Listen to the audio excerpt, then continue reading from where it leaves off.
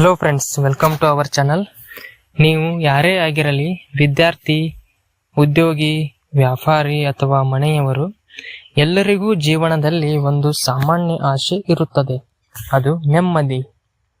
ನೆಮ್ಮದಿ ಎಂದರೆ ಕೇವಲ ಸಮಸ್ಯೆಗಳಿಲ್ಲದ ಸ್ಥಿತಿಯಲ್ಲ, ಅದು ಮನಸ್ಸು ಶಾಂತವಾಗಿರುವ, ಆತ್ಮವಿಶ್ವಾಸದಿಂದ ತುಂಬಿರುವ ಸ್ಥಿತಿ.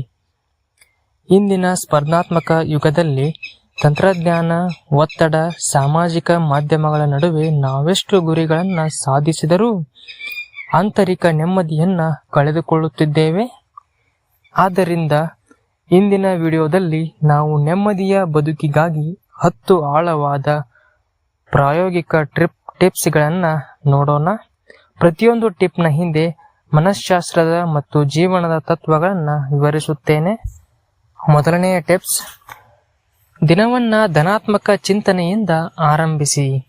ಬೆಳಗ್ಗೆ ಎದ್ದ ತಕ್ಷಣ ನಿಮ್ಮ ದಿನದ ಗುಣಮಟ್ಟ ನಿರ್ಧಾರವಾಗುತ್ತದೆ.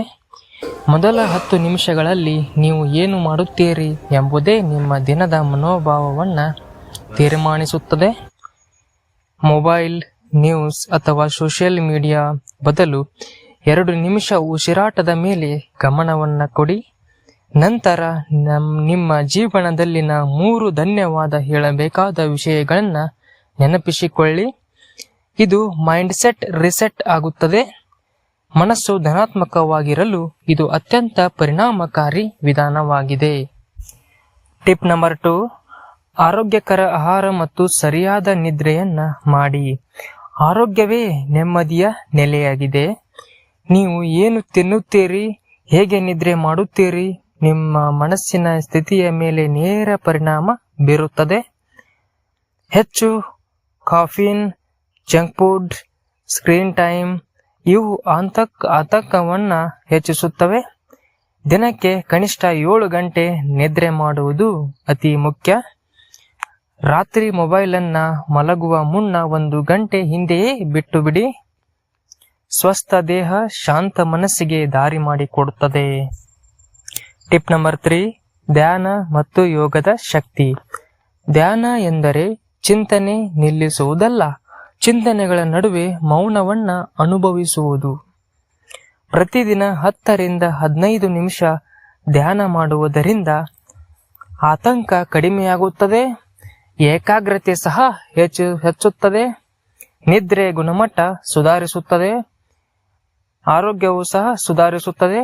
ಯೋಗ ಮಾಡುವವರು ಶಾಂತಿಯನ್ನ ದೇಹದ ಹಾಸಿನಲ್ಲಿ ಅನುಭವಿಸುತ್ತಾರೆ. ಬದುಕಿನ ವ್ಯಸ್ತತೆಯಲ್ಲಿ ಮನಸ್ಸನ್ನ ಶಾಂತಗೊಳಿಸಲು ಇದು ಅತ್ಯುತ್ತಮ ಆಯ್ಕೆಯಾಗಿದೆ. ಟಿಪ್ ನಂಬರ್ 4: ತಮಗೆ ತಾವೇ ಸಮಯವನ್ನ ಕೊಡಿ. ಅನೇಕರು ದಿನಪೂರ್ತಿ ಇತರರ ಅಗತ್ಯಗಳನ್ನ ಪೂರೈಸುತ್ತಾ ತಮ್ಮನ್ನೇ ಮರೆತು ಬಿಡುತ್ತಾರೆ. ಆದರೆ ನೆಮ್ಮದಿ ಎಂದರೆ ಸ್ವತಃನೊಂದಿಗೆ ಹಿತ ಸಂಬಂಧ ಹೊಂದಿರುವುದು. ಪ್ರತಿದಿನ ಕನಿಷ್ಠ 30 ನಿಮಿಷ ನಿಮ್ಮ ಸಮಯ ಪುಸ್ತಕವನ್ನ ಓದಿ, ಆ ಸಮಯದಲ್ಲಿ ವಾಕಿಂಗ್ ಹೋಗಿ, ಸಂಗೀತ ಕೇಳಿ, ಪುಸ್ತಕ ಓದಿ ಅಥವಾ ನಿಮ್ಮ ಆಸಕ್ತಿಯನ್ನ ಹಿಂಬಾಲಿಸಿ.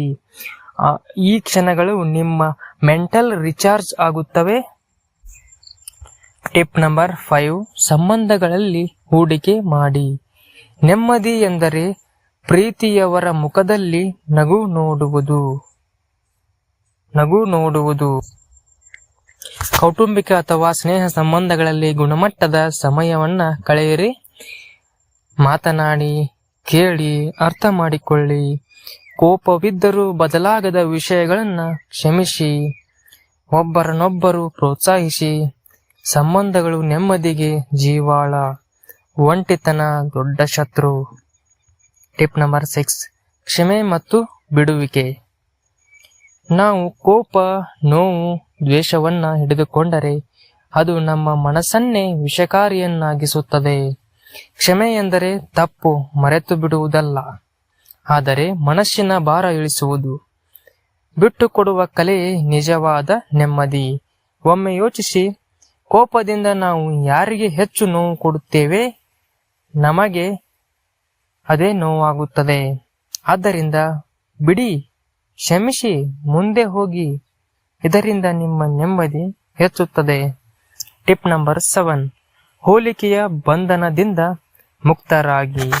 ಇತರರ ಜೀವನವನ್ನ ನಿಮಗೆ ಹೋಲಿಸುವುದು ಆತ್ಮ ನೆಮ್ಮದಿಯನ್ನ ನಾಶ ಮಾಡುತ್ತದೆ. ಸೋಷಿಯಲ್ ಮೀಡಿಯಾದಲ್ಲಿ ಎಲ್ಲರ ಪರಿಪೂರ್ಣ ಜೀವನದ ಚಿತ್ರ ತೋರಿಸುತ್ತಾರೆ, ಆದರೆ ಅದರ ಹಿಂದೆ ಅವರ ನೋವು ನಿಮಗೆ ಗೋಚರಿಸುವುದಿಲ್ಲ. ನಿಮ್ಮ ಪಯಣ ವಿಶಿಷ್ಟ. ನಿಮ್ಮ ಗುರಿಯನ್ನ ನಿನ್ನೆಗಿನ ನಿಮ್ಮ ಸ್ಥಿತಿಯೊಂದಿಗೆ ಹೋಲಿಸಿ ಪ್ರತಿ ಸಣ್ಣ ಪ್ರಗತಿಗೂ ತೃಪ್ತಿಯಿಂದ ಧನ್ಯತೆಯನ್ನ ಹೇಳಿ. ಟಿಪ್ ನಂಬರ್ 8, ಹಣದ ಜಾಣ್ಮೆ ಮತ್ತು ಮನಃಶಾಂತಿ. ಹಣದ ಕೊರತೆ ಆತಂಕ ತರಬಹುದು, ಆದರೆ ಹಣದ ಅತಿಯಾದ ಆಕಾಂಕ್ಷೆ ಮನಃಶಾಂತಿಯನ್ನ ಕಳೆಸಬಹುದು. ಹಣವನ್ನ ಬುದ್ಧಿವಂತಿಕೆಯಿಂದ ನಿರ್ವಹಿಸಿ. ಉಳಿತಾಯವನ್ನ ಕಲಿಯಿರಿ. ಅಗತ್ಯವಿಲ್ಲದ ಖರ್ಚನ್ನ ಕಡಿಮೆ ಮಾಡಿ. ಮನಸ್ಸಿಗೆ ಶಾಂತಿ ಕೊಡುವ ಹೂಡಿಕೆಗಳನ್ನ ಆಯ್ಕೆ ಮಾಡಿ. ಹಣ ಸಾಧನ, ಆದರೆ ಗುರಿಯಲ್ಲ. ನೆಮ್ಮದಿಯ ಬದುಕು ಹಣದ ಜೊತೆಗೆ ತೃಪ್ತಿಯಿಂದ ಕೂಡಿರಬೇಕು. ಟಿಪ್ ನಂಬರ್ 9, ಪ್ರಕೃತಿಯ ಜೊತೆಗೆ ಸಂಪರ್ಕ. ಪ್ರಕೃತಿಯ ಶಾಂತಿಯಲ್ಲಿ ಅಡಗಿದೆ ಜೀವನದ ಮೌಲ್ಯ. ಮರಗಳ ನಡುವೆ ನಡೆಯಿರಿ. ಹಕ್ಕಿಗಳ ಕೂಗನ್ನ ಕೇಳಿರಿ. ಹಸಿರು ನೋಟ ನೋಡಿ, ಅದು ನಿಮ್ಮ ಮನಸ್ಸಿಗೆ ಔಷಧಿ. ಸಂಶೋಧನೆಗಳ ಪ್ರಕಾರ ನೈಸರ್ಗಿಕತೆಯಲ್ಲಿ 20 ನಿಮಿಷ ಕಳೆದರೆ ಮಾನಸಿಕ ಒತ್ತಡ ಸುಮಾರು 30% ಕಡಿಮೆಯಾಗುತ್ತದೆ. ಹೀಗಾಗಿ ದಿನಕ್ಕೆ ಕೆಲ ಕ್ಷಣ ನಿಸರ್ಗದ ಹೊದಿಕೆಯೊಳಗೆ ಇರಿ.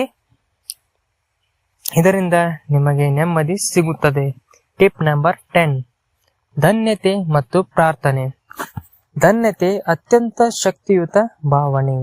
ರಾತ್ರಿ ಮಲಗುವ ಮೊದಲು 3 ವಿಷಯಗಳ ಬಗ್ಗೆ ಧನ್ಯತೆಯನ್ನ ಹೇಳಿ.